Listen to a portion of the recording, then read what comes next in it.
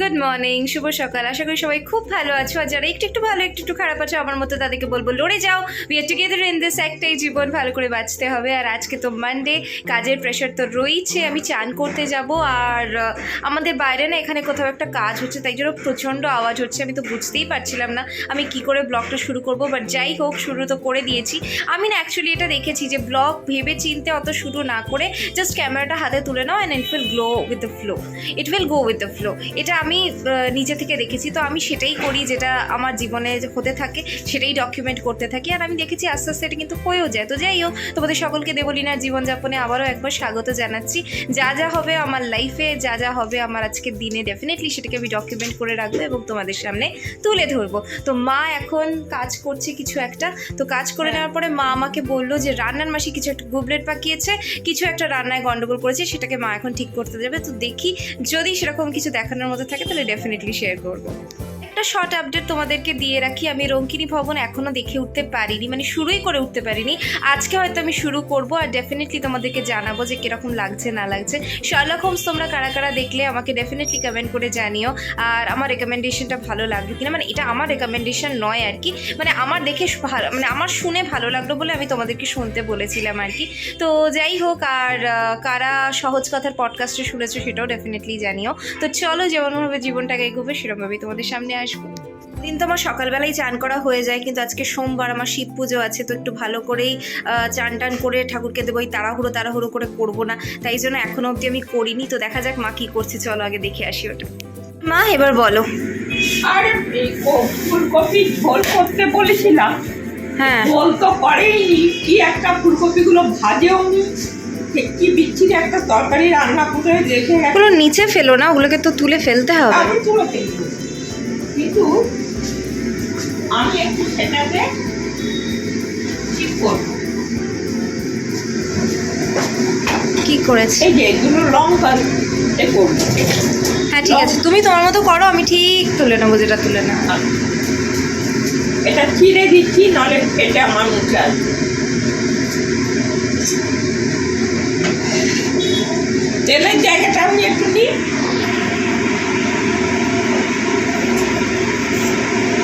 একটা তরকারি খাবো, কিন্তু ভালো করে খাবো। এই যে এইটা করে রেখে গেছে, যেটা মার একদম পছন্দ হয়নি। অল্প করে তেল দিও। ওই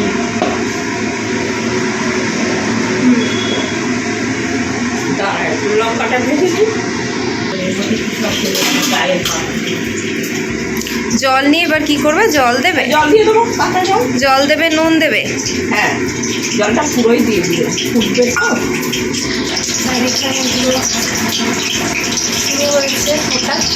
ফোটা নেই, কি বলে, লঙ্কা ফোড়ন দিয়েছে বেসিক্যালি, একটু বলে। দেখ, এত জল দিলাম যেহেতু, এতটা নুন দিতাম। সব বিগিনার্সদের জন্য এগুলো শিক্ষা। মা এখন এখানে জানলা খুলছে, কিন্তু বাইরের অবস্থা খুব একটা ভালো না, তবে আগের দিনের মতোও নয়। আজকে একটু হালকা রোদ্দুরের দেখা মিলেছে, তো আমি জানি না পরে ভালো করে রোদ্দুর উঠবে কিনা, কিন্তু মনে হয় না। বাট যাই হোক, এই যে মা সারদা এখানে রয়েছেন, মা সকলের মঙ্গল করো, ভালো করো। আর একটু প্লিজ রোদ্দুর দাও মা, আর পারা যাচ্ছে না। দেখো গায়ে লাগছে। যাও যে ফাটিয়ে দিলাম, ফাটিয়ে দিলে আর ফুটবে। তুমি তো এখন ছোট, তুমি একদিন বড় হবে, রান্নাঘরে রান্না করবে। রান্না যখনই করবে, কড়ায় কোনো জিনিস দিতে গেলে ঝপাট করে দিয়ে দেবে না, তাকে কড়ার গা দিয়ে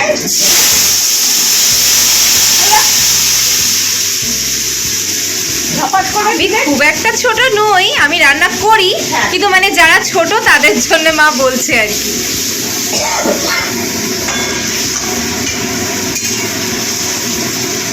ফাইনাল লুক দিয়ে দিও একটা। এটা কিন্তু সর্বাণী আন্টি বলে, আমি সর্বাণী আন্টির ভাষায় বলে দেবো, এটা ফাইনাল লুক দিয়ে দিও। এটা এখন একটু ফুটুক। মিষ্টি দিতে, হ্যাঁ কি বলছো? সামান্য একটু মিষ্টি দিতে ছড়িয়ে দিতাম। জানলা খুলে দিই, এগুলো খুব বেশি লাগবে,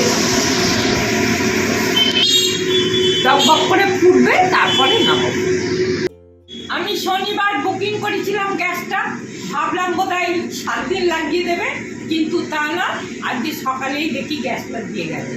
আর যাক, এটাও একটা লাইভ আপডেট আমাদের। আমার এখন 1 মাসের মতো নিশ্চিত।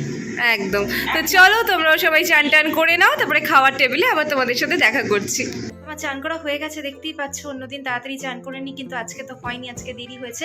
কিন্তু আজকে খুব তৃপ্তি করে শান্তিতে ভালোভাবে ঠাকুরের পুজো দিয়েছি। ওই যে এই যে ঠাকুরের পুজোটা খুব ভালোভাবে দেওয়া হয়েছে। আবার চলো দেখি খাওয়ার টেবিলে কি আছে। বলো। আজকে সোমবার, আমাদের নিরামিষ। আমাদের আজকে রান্না হচ্ছে, কাজের মেয়েটা এসছে, ও একটু ভালো আছে। তো আমি সকালবেলায় ওকে কিছু বলিনি, ও বললো তুমি শুয়ে আছো, থাকো, আমি তোমাকে করে দিয়ে যাচ্ছি। তা আমিও দেখতে পাইনি। হ্যাঁ, ও করে দিয়ে গেছে। আর আমার মা ভাত খায় দেখেছো, এইটুকু। আর আমাকে বেশি ভাত দিয়েছে। হ্যাঁ, ও করে দিয়ে গেছে মুগের ডাল সেদ্ধ, বেগুন ভাজা, বেগুন ভাজা ওতেও আছে, আর ফুলকপি দিয়ে, আলু দিয়ে, বড়ি দিয়ে একটা নিরামিষ ঝোল। হ্যাঁ, যেটা মা একটু আগে ঠিক করলো, তোমরা সবাই দেখলে। তো চলো তোমরাও খেয়ে নাও, আমরাও খেয়ে নিই। সঠিকটা খাও, বেছে খাও এবং শান্তিতে ধীরে সুস্থে খেয়ে নাও। তারপরে কিছু কথা আছে তোমাদের সাথে, সেগুলো ডেফিনেটলি শেয়ার করব।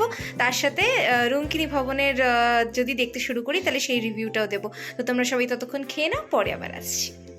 তো এখন প্রায় 7:25 বাজে এবং আমার অফিসিয়াল কাজ সমস্ত সব কিছু ডান। আমি অফিস ক্লোজ করে দিয়েছি। তারপরে ক্যামেরাটা আবার হাতে তুলে নিলাম। মা চা করতে গেছে, তো আমি ভাবলাম তোমাদের সাথে কিছু কথা শেয়ার করি।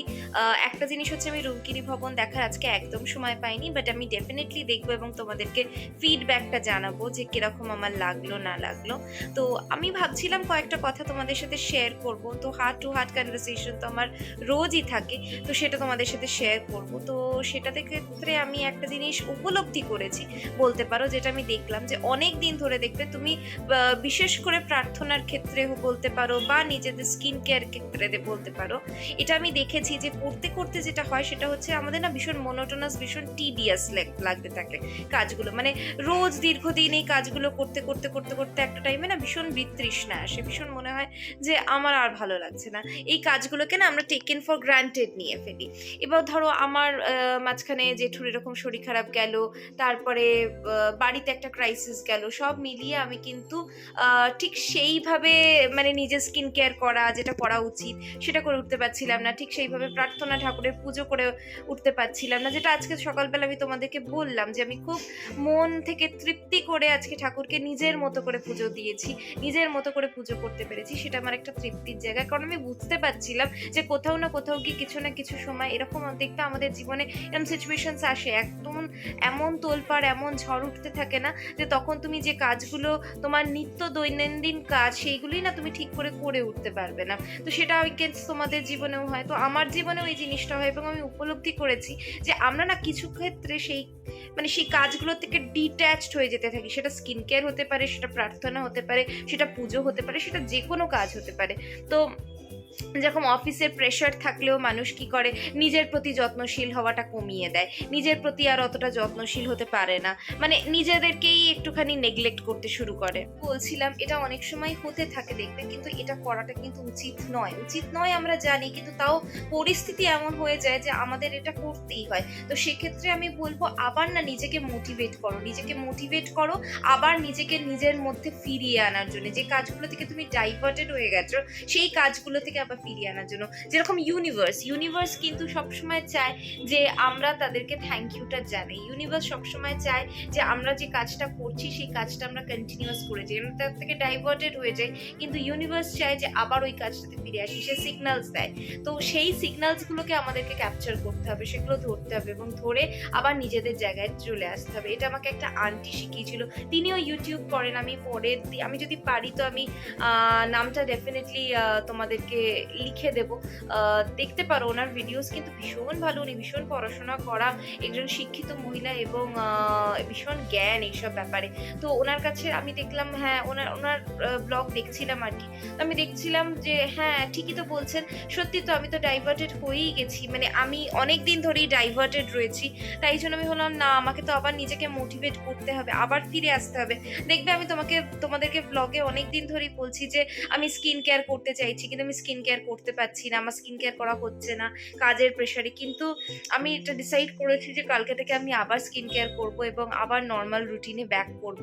শুধু হেঁটে কাজ মিটিয়ে দিচ্ছি, এক্সারসাইজ আর করছি না কদিন ধরে, খুব টিডিয়াস লাগছিল, টায়ার্ড লাগছিল।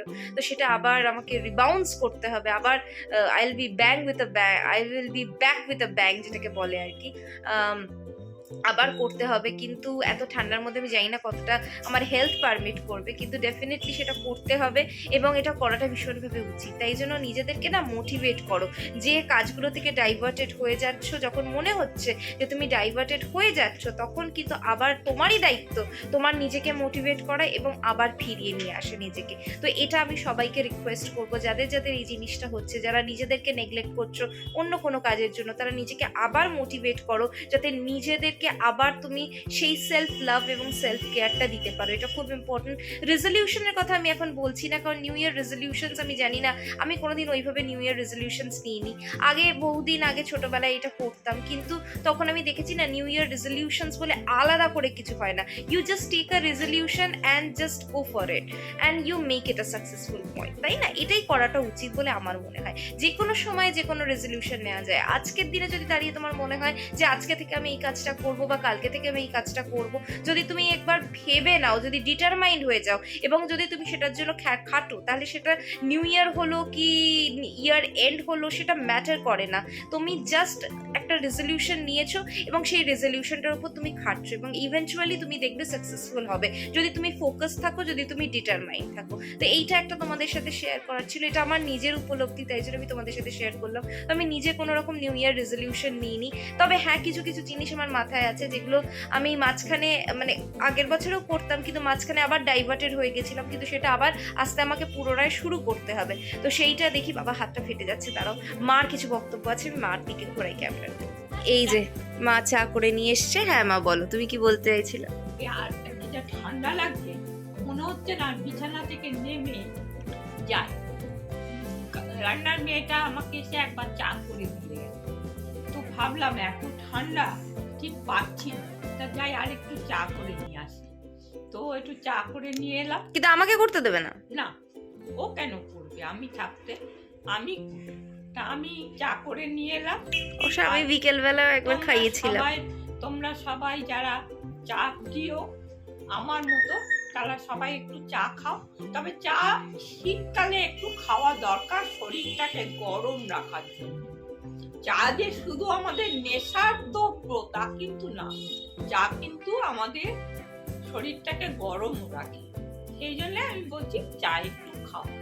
চা একেবারে সেই গ্যালন গ্যালন চা খেতে আমি বলছি না, তবে মাঝে সাঝে একটু একটু চা খাওয়া যেতেই পারে এবং সেই চা খাওয়াটা শরীরের পক্ষে উপকারী। এই ঠান্ডা এখন বাজে হচ্ছে তোমার 7:30, তো আমরা এখন চা খেয়ে নিচ্ছি, তোমরাও চা খেয়ে নাও। তারপরে এখন চা না খেলে আবার 9টায় আমরা ডিনার করব, তাহলে একটু গ্যাপ থাকবে না, একটু গ্যাপ রাখতে হয় খাওয়ার মাঝে, তাই ওই 9টায় ডিনার করব। তো চলো আমরা সবাই স্ন্যাক্স তো আজকে কিছু নেই, আমরা চাটা এনজয় করে নিই, তোমরাও ওখানে চা খেয়ে নাও, আবার দেখা হচ্ছে পরে। এই ঘড়িটা একটু ফাস্ট আছে, এখন 9টা বাজে, তো দেখা যাক মা কি করছে। মা এই অন্ধকারের মধ্যে কি করছো, লাইট জ্বালাওনি? হ্যাঁ কি বলছো? গরম করতে হবে সব। হ্যাঁ, ঠান্ডা তো খাওয়া যায় না। ভাত আর আমার মার এইটা না খুব প্রবলেম হচ্ছে, একটা গ্যাস্ট্রোইন্টেস্টাইনাল রিফ্লাক্স হচ্ছে বারবার।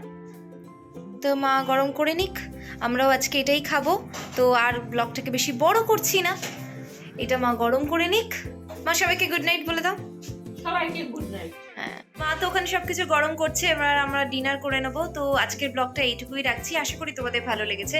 যদি ভালো লাগে তাহলে লাইক, শেয়ার এন্ড কমেন্ট করতে ভুলো না। সাবস্ক্রাইব করে পাশে নোটিফিকেশন বেলটা অন করে দিও, যাতে আগামী ভিডিও দিলে তোমাদের কাছে ভিডিও পৌঁছে যায়। তো চলো আজকের ব্লগটা এইটুকুই রাখছি উইথ আ পজিটিভ নোট। আজকের ব্লগটা এখানেই শেষ করছি। ভালো থেকো, সুস্থ থেকো, আবার দেখা হবে অন্য কোনো সকালে, অন্য কোনো ভোরে, অন্য কোনো আলোয়, অন্য কোনো ব্লগ নিয়ে। ততক্ষণের জন্য টাটা, দুগ্গা দুগ্গা, ভালো থেকো সবাই।